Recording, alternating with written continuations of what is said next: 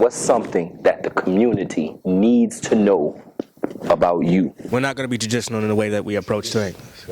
It's going to be it's probably going to be a lot looser than it is today. It's probably going to be a lot more, let's say, informal than it is right now. But I think it's going to be good.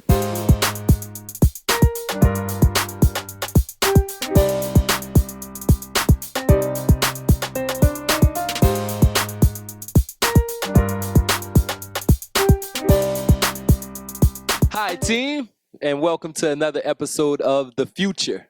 I am your host, Leonard Zanders, and we have another great panel of guests. Let's get into introductions. Hi, I'm Deion Lewis. My name is Mark Robinson. My name is Janisha Cameron. My name is Walter Wood. My name is Justice Richardson. Hi, my name is Blake Brooks. My name is Maraja Henderson. My name is Jeremy Reed. My name is Freedom Richardson. My name is Perion Landry. We're talking about violence today, man.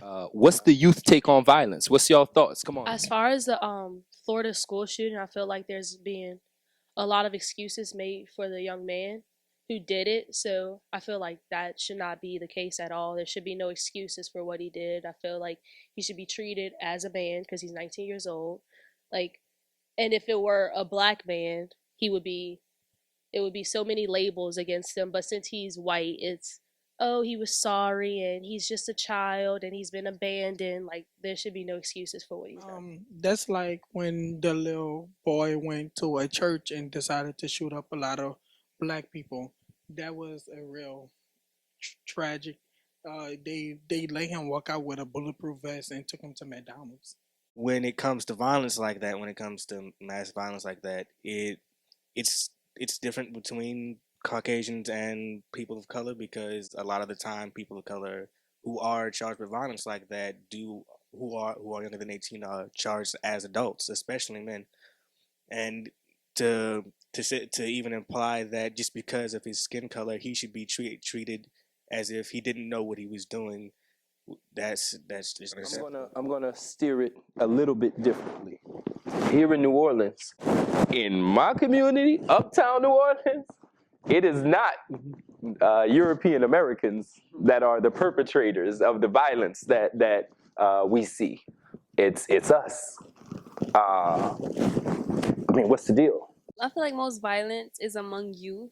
And I feel like if they had a better way to deal with their emotions and things to do, like things to take up their time, they wouldn't get into all that violence. I feel like violence happens because people have a lot of pride in them. Like, people have too much pride to say I'm sorry or my bad or anything like that. So they'll just act out and they'll try and show out and all of that and pop off just because of their pride.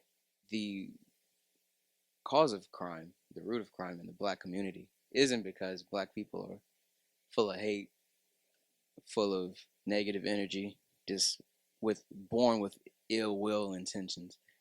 What people practically refuse to understand is that the reason that lower income black communities are so broken and so crime ridden is because they're broken families. Increasing the maximum sentence you can give somebody on a certain crime or becoming harder on crime isn't going to get rid of crime.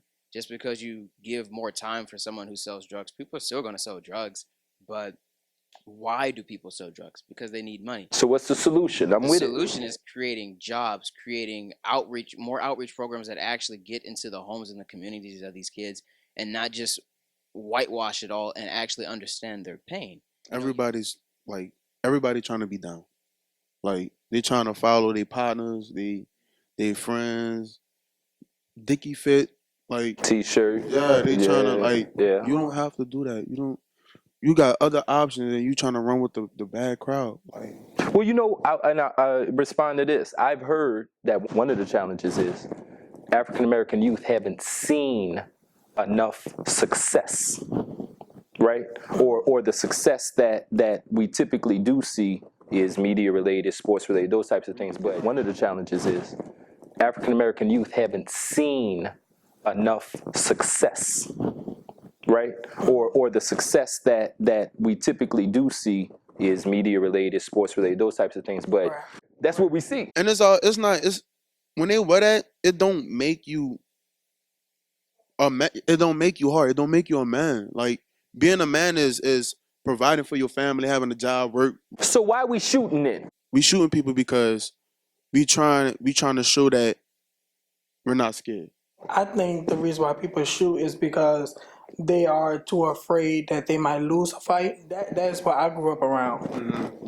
If you couldn't fight, you was gonna get beat up. If you didn't pull out a gun, then I feel like it's all about I'm gonna get you first before you get me, and I have a point to prove.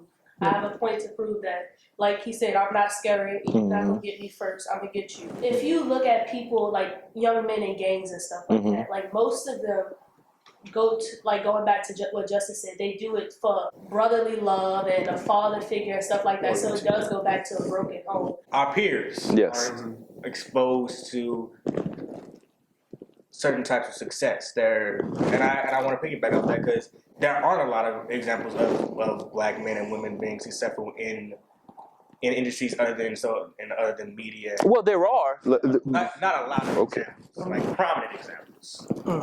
Like, That's fair. That's fair. and that makes my peers kind of scared or standoffish and stuff like that. They're kind of apprehensive at the sight of something different when they try to break the cycle because that's all they know. We continue to reiterate that this crime is all about pride, and I don't think we're looking at the larger frame here. Okay. You know, we're looking at the bottom line is you have a lot of families that have been misplaced and displaced since Katrina. You have a lot of folks that aren't getting the medical attention that they need, and so you have a lot of broken families, and you have mothers working 2 and 3 jobs in order to make enough money to afford a 2-bedroom house for 3, 4, 5, 6 children when the father's either incarcerated or not actively participating in their lives. So it's not that we don't have enough black success. There's black success everywhere. You just have to look for it. So definitely, I believe, however, that there could be more success in the black community. I'm all for it. However, to dismiss that there has been any strides made and blame it on pride, I think is not understanding of the larger picture. I think you have a lot of families that are broken in the city of New Orleans. Our school systems aren't entirely what they should be and what they can be.